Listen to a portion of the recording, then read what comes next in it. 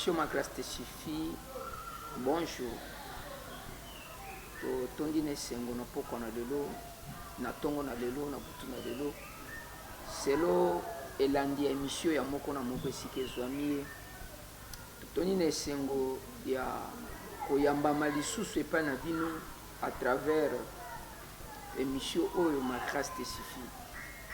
Eza moko ya ba émission à caractère évangélique na kati na communauté missionnaire la grâce divine. Ozo kambama na mo sali na bino Thomas Gedeon Siba Modifeli. Balingami tolingaki ko sala partage lelo apprenant une partie ya étude ya parcours ya ndeko na kombo ya Joseph. Tozakat na makomi ya Biblia na Genèse. Nani Joseph? Joseph aza moko ya bana ya Jacob. Précisément abotamaka na mama na kombo Rachel. Rachel abota bango mibale yena leki na ye Benjamin. Mais malheureusement azalaki nano mwana muke na âge ya muke nde akufelaki mama. Azwaka ngolu ya kozala mingi na tolo na papa. Ça avait fait que il a été vraiment aimé par son père. Nangina loba na ndeko moko na sena tango oyo o nyoso abotama na mwasi pe apemaka mopepe oyo eza na mokili oyo ayeba te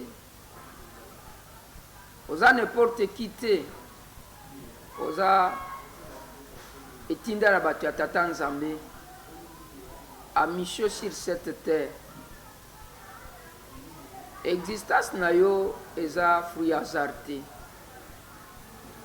Oza n'importe qui te oza ka projet ya tata Nzambe.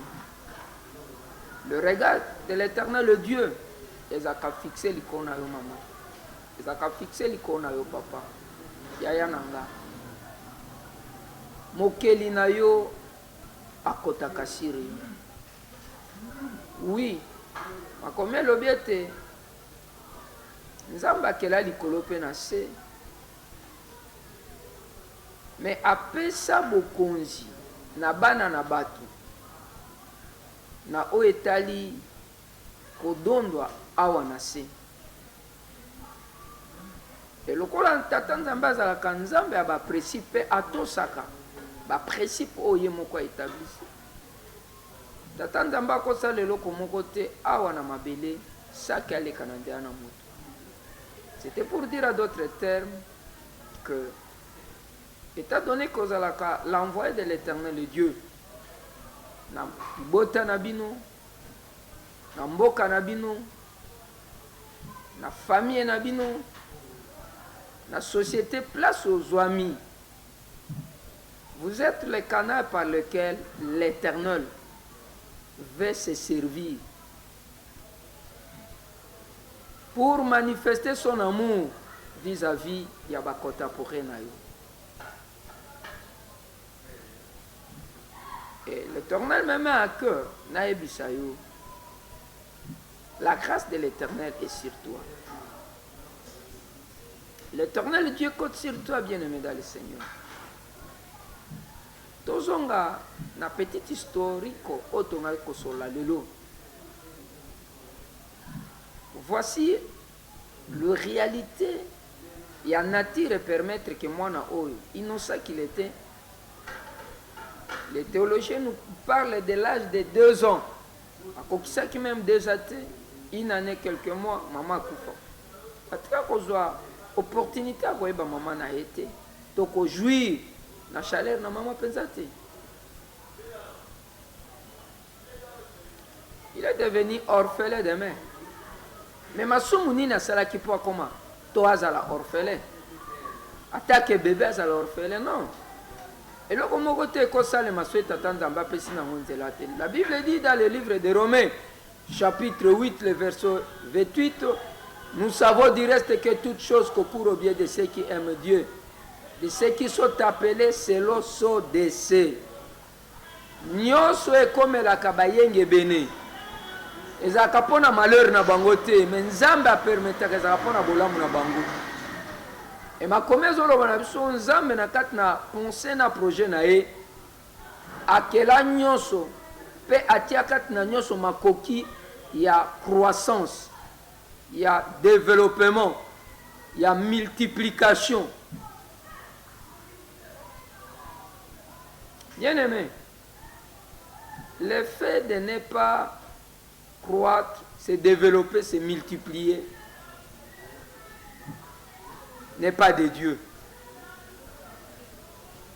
Mais nangina lobana papa, nangina lobana maman, de la part de l'Éternel, qui n'est pas n'importe qui.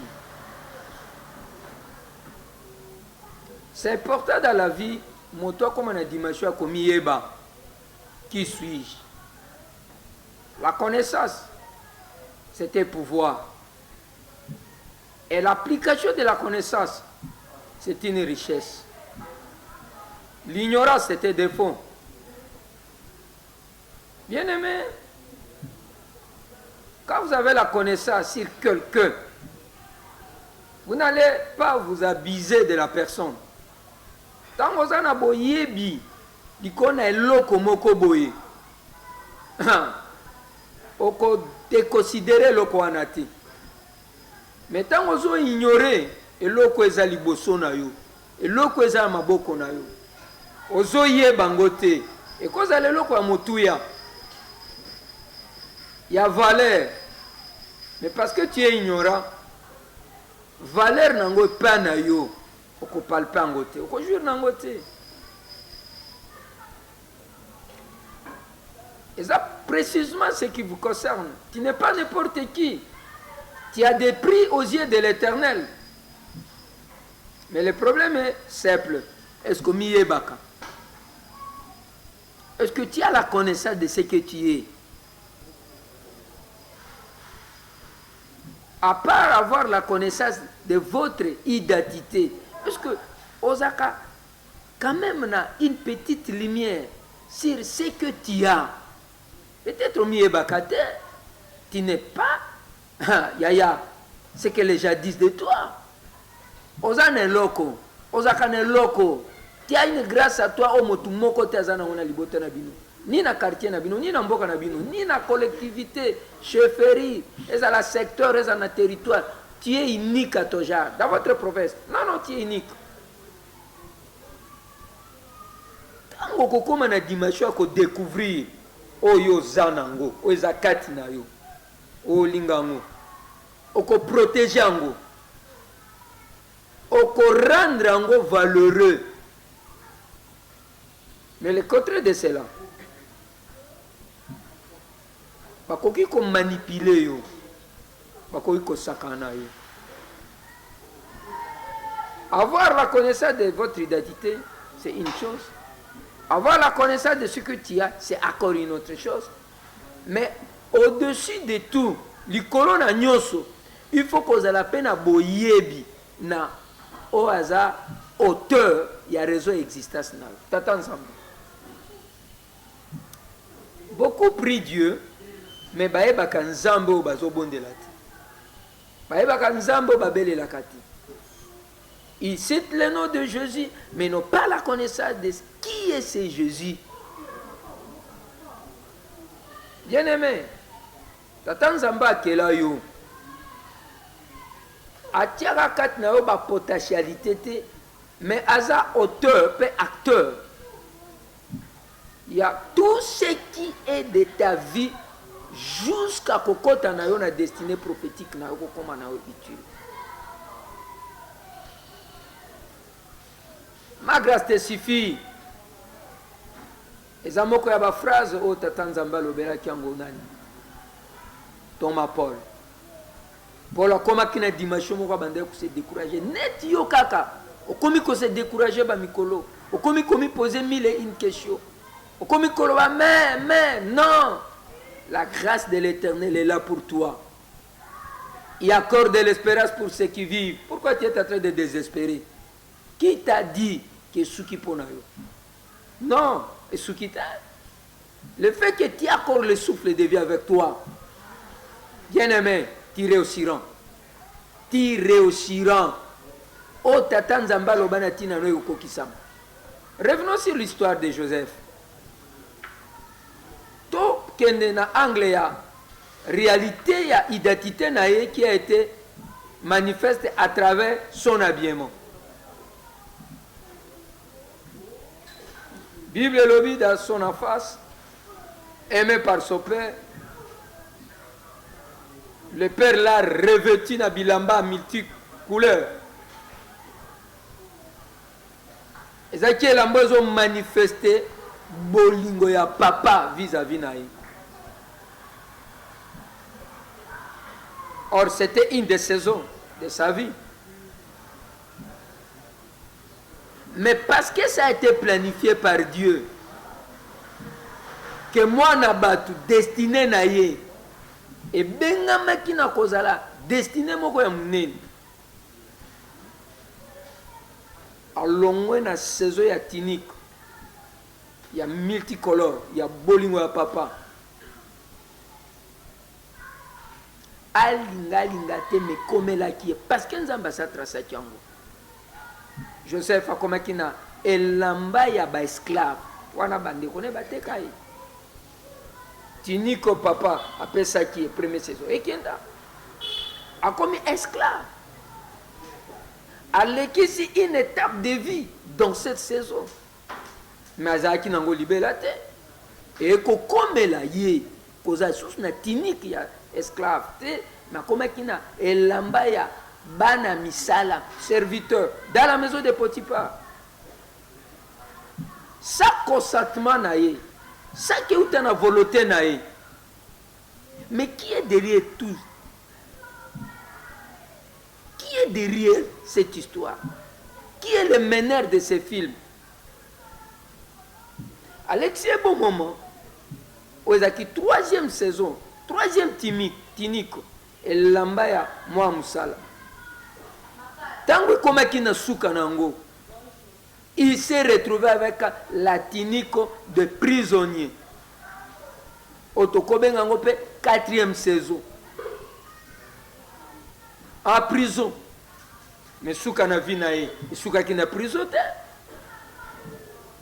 Lorsque l'été était arrivé, le meneur de film a permis à Longwana Tinik prisonnier à côté de Tinik royal parce qu'il devait être maintenant à la maison royale. Il devait rencontrer le roi. Il devait s'asseoir avec le roi. Il devait manger avec le roi. Quatrième saison. Mais comme destiné les équipes pour nous gouverner, Longwana Tinik royal avec fan de la Tinik où il y a un gouverneur. Qui est derrière toute cette histoire? C'est l'Éternel de Dieu. Bien-aimé, l'Éternel est avec vous. La grâce de l'Éternel est là pour toi. Arrête de t'inquiéter. Parcours aux osala, tout en connaissant ton identité, en marchant dans la crête de l'Éternel, en mettant en exerce le dos et la grâce qui est à toi, même si le lot l'élit, même si le lot l'élichio, même si le lot okutanango, le meneur de film, Jésus-Christ de Nazareth, Yemotozo mema makambo, Yemotozo kamba makambo. Et foi et confiance à Dieu, la finalité, tu témoigneras la grandeur du Seigneur. Que Dieu vous bénisse. Toi qui étais tombé, relève-toi.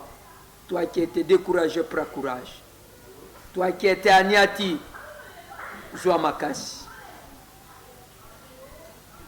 Na pamboli balandi na émission ma grâce ti suffit. Tika ete kolo o apesaka kimia, apesaka kimia. Na pamboli libota mobimba ya bana amusana. Ba originaire, ba ressortissant, ya professeur, ya où elle est territoire ya wacha. Tika ete kolo azana bino. Na pamboli libota ya communauté missionnaire la grâce divine, na bo sanité, ba nyoso ba contribuer pour la réussite de l'émission.